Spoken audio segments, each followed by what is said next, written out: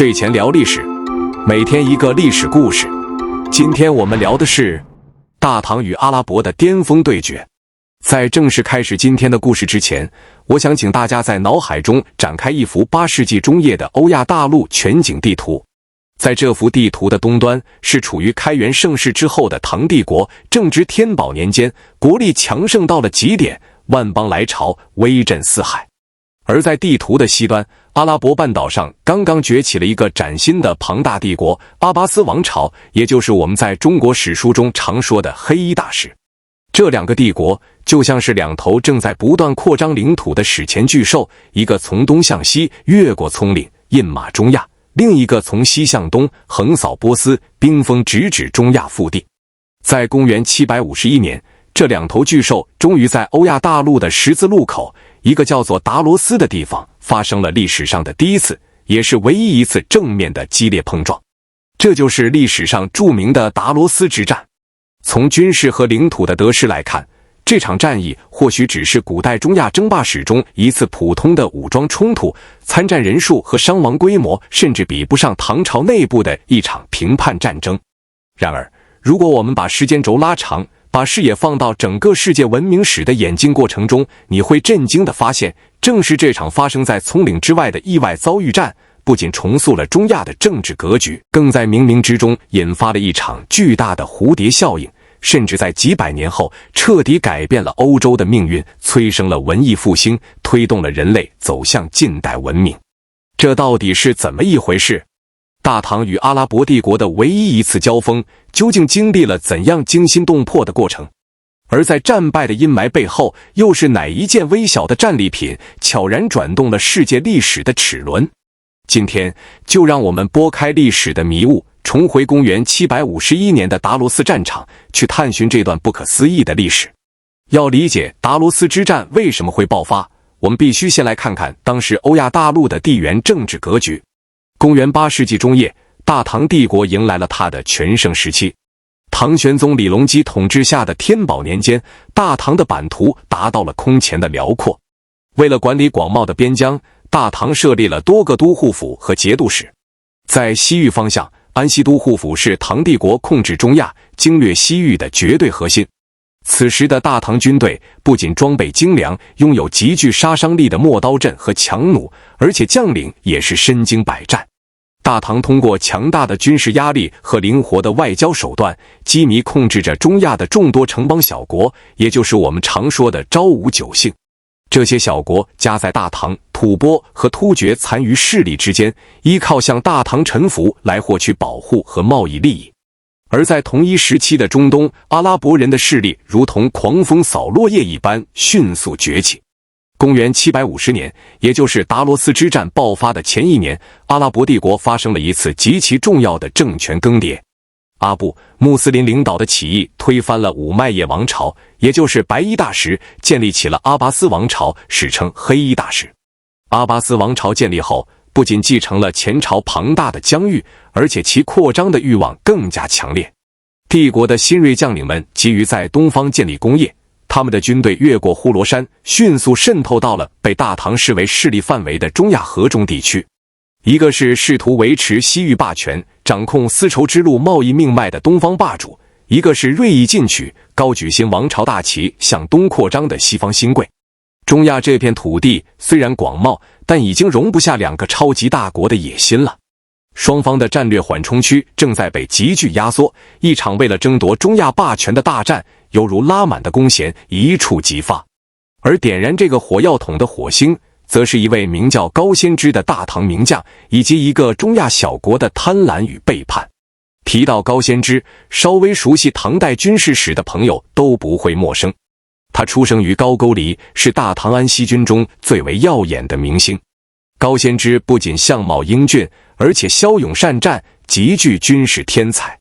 在此之前，他曾率军奇袭小勃律，在极其恶劣的帕米尔高原上如履平地，创造了古代高海拔山地作战的奇迹，被当时的中亚各国敬畏地称为山地之王。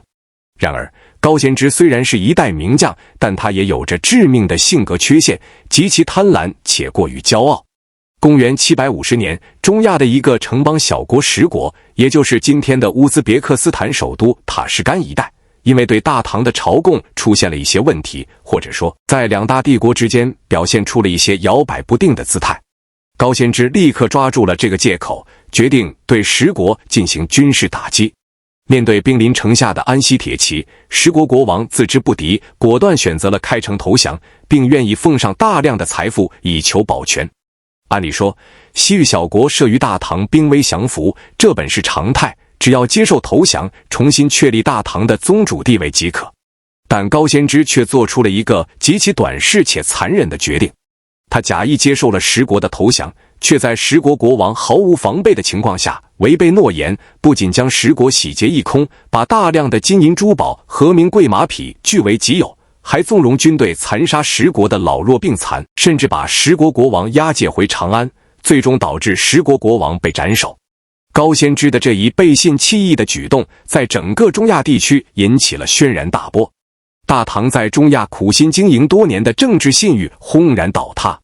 各个城邦小国人人自危，他们意识到向大唐臣服已经无法保证自身的安全。就在这个时候，十国的一位侥幸逃脱的王子，带着满腔的仇恨，星夜疾驰，逃到了正在东方扩张的阿拉伯帝国阿拔斯王朝的呼罗珊行省，向在那里的阿拉伯总督阿布·穆斯林哭诉大唐的暴行，并请求黑衣大使出兵主持公道。阿布·穆斯林正愁没有借口向东扩张，十国王子的求援简直是天赐良机。他立刻下令驻守在撒马尔罕的将领齐亚德·伊本·萨里赫集结军队，准备向大唐的安西军发起进攻。消息很快传回了安西都护府所在的龟兹。高仙芝得知阿拉伯帝国准备干涉中亚事务，联合诸国要对付大唐后，他没有选择被动防御。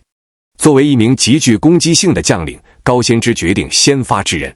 公元751年春天，高仙芝集结了安西军的主力，包括大唐的精锐部骑兵，以及拔汉纳和葛罗路等属国的雇佣军，总兵力大约在3万人左右。请注意这里的兵力数字，历史学界对此有很多争议，但比较公认的是唐军总数在3万左右，其中真正的唐朝正规汉军大约只有2万余人，剩下的是西域属国仆从军。这3万大军在高仙芝的率领下，再次翻越葱岭，穿越了茫茫的沙漠和险恶的地形，深入敌境700余里。这种长途奔袭的后勤压力和对士兵体能的考验是难以想象的，但也充分证明了当时安西唐军极高的战术素养和机动能力。经过长途跋涉，到了公元751年的7月，高仙芝的军队抵达了达罗斯城下，也就是今天哈萨克斯坦和吉尔吉斯斯坦交界处的塔拉斯河流域。而此时，阿拉伯将领齐亚德率领的阿拔斯王朝联军也已经严阵以待。阿拉伯方面究竟投入了多少兵力，史书上没有确切的记载，但根据后世学者的推算和阿拉伯军队当时在中亚的动员能力，这支联军的数量应该远远多于唐军，极有可能达到了10万之众。3万长途奔袭的安西孤军对阵以逸待劳、人数占据绝对优势的阿拉伯联军，历史的聚光灯终于打在了达罗斯这片看似不起眼的荒原上。战斗随即打响，这是2种截然不同的军事体系的最高级别碰撞。唐军这边是冷兵器时代极为成熟的步兵战术巅峰。史料记载，唐军的步兵装备着重甲，手持极其锋利的陌刀，这是一种专门用来克制骑兵的重型长柄双刃剑，在战场上如墙而进，挥舞起来能够将敌人的连人带马瞬间劈碎。而在步兵方阵的后方是射程极远、杀伤力巨大的唐军强弩手，能够对冲锋的敌军造成毁灭性的面打击。唐军的骑兵则负责2翼的掩护、侧击和追剿。阿拉伯军队这边则以轻骑兵和骆驼骑兵为主，他们机动性极强，擅长游击和袭扰，同时伴随着阿拉伯扩张初期狂热的宗教信仰，作战极为凶悍勇猛。战役的最初几天，局势完全出乎了阿拉伯人的意料。尽管人数处于绝对劣势，但高仙芝指挥的安西唐军展现出了令人恐惧的战斗力。唐军的弩箭如同暴雨一般倾泻，让阿拉伯军队在远距离上付出了惨重的代价，而一旦进入近身肉搏，唐军的磨刀阵又仿佛是一道绞肉机般的钢铁城墙，让阿拉伯骑兵的冲击一次次粉碎在唐军的阵线前。在连续4天的激烈血战中，长途跋涉的唐军不仅没有显露出疲态，反而凭借极其过硬的军事素质，隐隐压制住了人数众多的阿拉伯联军，甚至在某些局部还发起了反击。如果战局按照这样发展下去，高仙芝很可能会在达罗斯再次创造冷兵器军事史上以少胜多的奇迹。但是，战场上的局势往往瞬息万变，而在古代战争中，盟友的忠诚度往往比武器的锋利程度更加致命。到了第5天傍晚，战争的转折点毫无征兆地降临了。高仙芝军队中占有相当比例的葛罗路雇佣军突然阵前倒戈。葛罗路人为什么会叛变？一方面，可能是他们看到了阿拉伯军队人数实在太多，觉得唐军孤军深入难以持久，为了部落的生存，选择了背叛大唐。另一方面，根据推测，阿拉伯人早就暗中接触，并用重金和利益收买了葛罗路的首领。无论原因如何，葛罗路人的临阵倒戈对唐军来说是毁灭性的。他们不仅停止了对阿拉伯军队的进攻，反而从背后狠狠地杀入了唐军的后方。原本就在正面承受着巨大压力的唐军阵型，在腹背受敌的夹击之下，瞬间陷入了混乱。阿拉伯联军统帅齐亚德见状，立刻发动了全面总攻，重骑兵突入唐军阵中，将原本严整的步兵方阵彻底分割包围，兵败如山倒。在冷兵器时代的战场上，一旦严密的阵型被破坏，士气崩溃，再精锐的军队也会失去建制。高仙芝眼见大势已去，为了保存大唐在西域的最后一点骨血，不得不在将领李嗣业和段秀实的拼死掩护下，率领残兵败将突围。李嗣业，这位身高7尺、手持磨刀的大唐猛将，在乱军之中左冲右突，生生砍出了一条血路。最终，高仙芝只带着数千人狼狈逃回了安西都护府，而留在达罗斯战场上的是上万名唐军将士的尸首，以及被阿拉伯人俘虏的大批大唐士兵和随军工匠。达罗斯之战以大唐安西军的惨败而告终。从战术层面上看，这是一次彻头彻尾的失败。但如果我们把视角重新拉回宏观的地缘政治，这场战役对大唐帝国整体的国力和军事基础并没有造成实质性的伤害。高仙芝回到安西后，立刻被免去了职务，但接任的安西节度使封长清能力极强，他迅速重新招募士兵，短短几年内就恢复了安西军的元气，大唐在中亚的威名依然存在。而阿拉伯帝国在取得胜利后，因为内部刚刚建国，各种叛乱不断，也无力继续向东越过葱岭去招惹唐朝的核心领土，双方在中亚维持了一个新的战略平衡。真正让大唐彻底失去对西域控制的，并不是达罗斯之战，而是仅4年后，也就是公元755年爆发的安史之乱。为了平息中原内部的惨烈叛乱，大唐中央政府不得不大举抽调安西和北庭的精锐边防部队回援内地。失去了核心军事力量保护的西域，最终在随后的几十年里被吐蕃和回鹘逐步蚕食瓜分。达罗斯之战悲壮地成为了大唐帝国巅峰时期在西域扩张的绝唱。故事讲到这里，似乎只是一段令人扼腕叹息的帝国衰落史，以及两大帝国边界碰撞的一段插曲。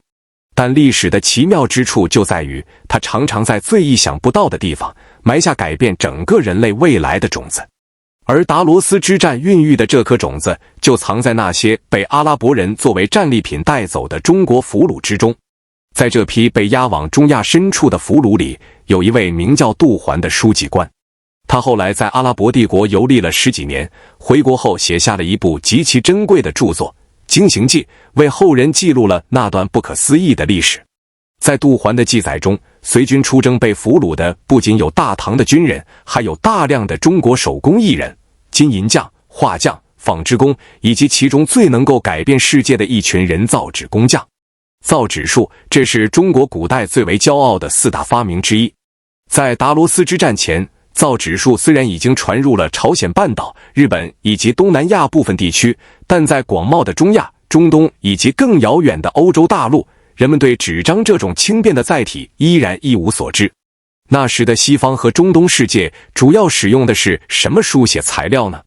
在埃及和地中海沿岸，人们使用的是缩草纸，这是一种用尼罗河畔特有的缩草压制拼贴而成的材料。它虽然轻便，但极其脆弱，容易受潮腐烂，无法折叠成册，更无法长期保存，而且只能在古埃及特定的气候和植物分布下生产，产量极受限制。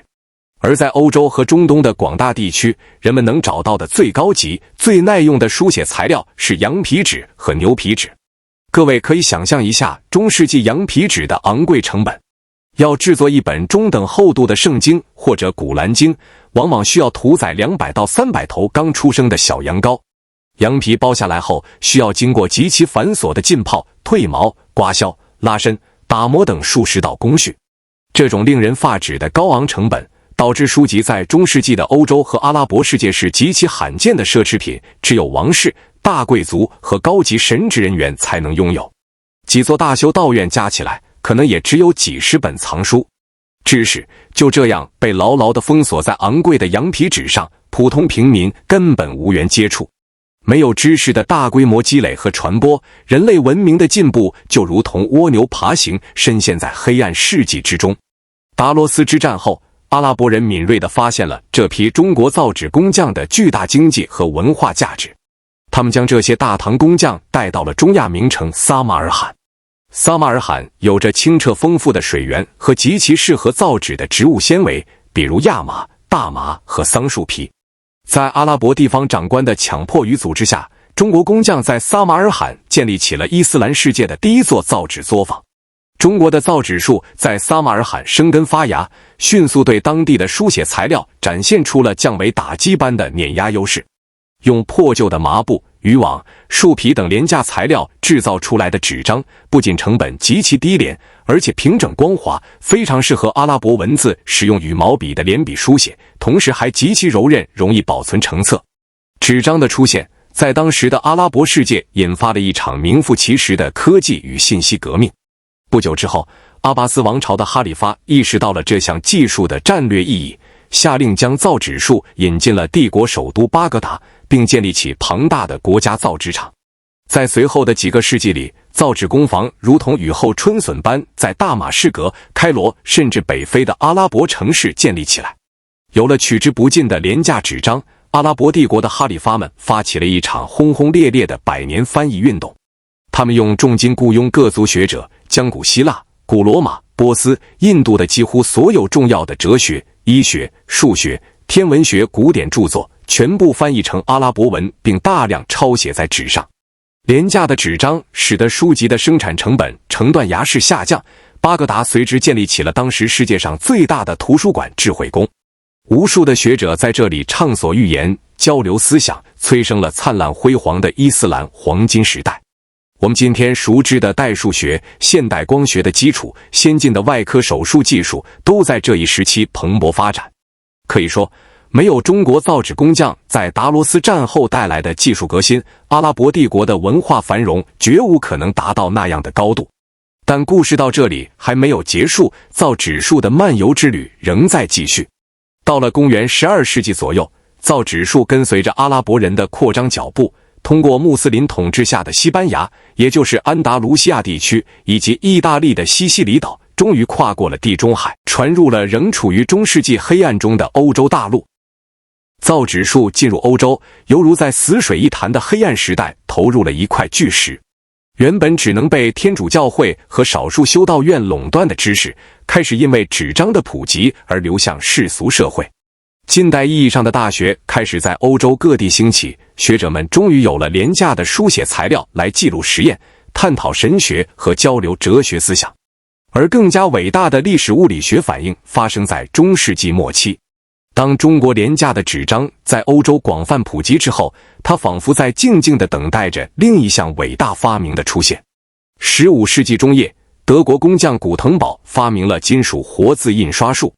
在这里，请大家务必注意一个常识：印刷术如果缺少了廉价、柔韧、表面平滑且易于吸收油墨的纸张，是根本无法进行大规模商业应用的。在昂贵厚重且不吸墨的羊皮纸上进行活字印刷，在经济上和技术上都是完全行不通的死路。正是中国造纸术与欧洲金属活字印刷术的历史性相遇，彻底引爆了欧洲的知识革命。书籍的价格跌到了连普通市民甚至农民也能买得起的程度。各种颠覆性的思想、科学发现、文学作品开始以纸数级的速度在欧洲大陆疯狂传播。因为有了纸和印刷术，马丁·路德的95条论纲才能在短短几个月内被印成千上万册，传遍欧洲，引爆了轰轰烈烈的宗教改革，打破了教会长达1000年的思想垄断。因为有了纸，伽利略、哥白尼、牛顿等科学巨匠的理论和数据才能迅速被全欧洲的学者阅读、探讨和验证，从而催生了影响至今的科学革命。同样是因为纸张普及带来的知识下移和普及，才为文艺复兴对人性的解放以及随后的启蒙运动奠定了最为坚实的物质基础。设想一下，如果没有公元751年那场发生在遥远中亚的达罗斯之战，造纸术的西传过程可能会被推迟几百年，甚至传播路线会被彻底改变。如果没有廉价纸张的及时普及，中世纪黑暗的欧洲可能还需要在无知、迷信和愚昧中摸索更加漫长的时间。文艺复兴可能会姗姗来迟，甚至胎死腹中，大航海时代的风帆可能无法按时升起，我们今天所熟知的现代文明的进程必然会被彻底改写。现在，让我们再回望那片古老的达罗斯战场，黄沙漫漫，岁月的风暴早已掩盖了当年的刀光剑影、战马嘶鸣和满地的鲜血。当年在此拼死搏杀的大唐安息军士兵和阿拉伯帝国勇士们绝对不会想到，他们为了争夺几座城池、几车财富和各自帝国的无上颜面而流下的鲜血，竟然在无意之间浇灌了世界文明茁壮成长的参天大树。高仙芝的傲慢与贪婪，中亚小国10国的覆灭，葛罗路雇佣军的临阵背叛，大唐帝国的不甘挫败，这些看似偶然、孤立且充满了人性弱点的局部历史事件，却通过一群默默无闻、被迫远离故土的造纸工匠，汇聚成了推动全球历史飞速向前的汹涌洪流。历史的真正魅力，往往就隐藏在这些充满了宿命感和不可思议的戏剧性因果联系之中。一次为了泄愤的不经意拔剑，一次力战不敌的无奈败退，一件微不足道甚至沾满泥土的战利品，最终跨越了1000年的时光和万里的山河，犹如亚马逊雨林里那只振翅的蝴蝶，改变了欧亚大陆另一端无数人的命运，重塑了今天我们所生活的这个现代世界。达罗斯之战不再仅仅是2本不同语言的古代地图册上一次偶然的交集，它是一座沾满血泪的丰碑，也是一个深刻的隐喻。它告诉我们，人类文明的发展从来都不是一座座孤岛，在这个庞大的地球村里，每一次不同文明之间的碰撞，无论其最初的形式是残酷的战争还是和平的贸易，都在以我们当时难以预测的方式编织着全人类共同的命运之网。今天的故事就讲到这里。感谢观看本期时光 Glimmers。 如果你也想拾起这段历史的碎片，请在评论区告诉我。我是每天一个历史故事，我们下期见。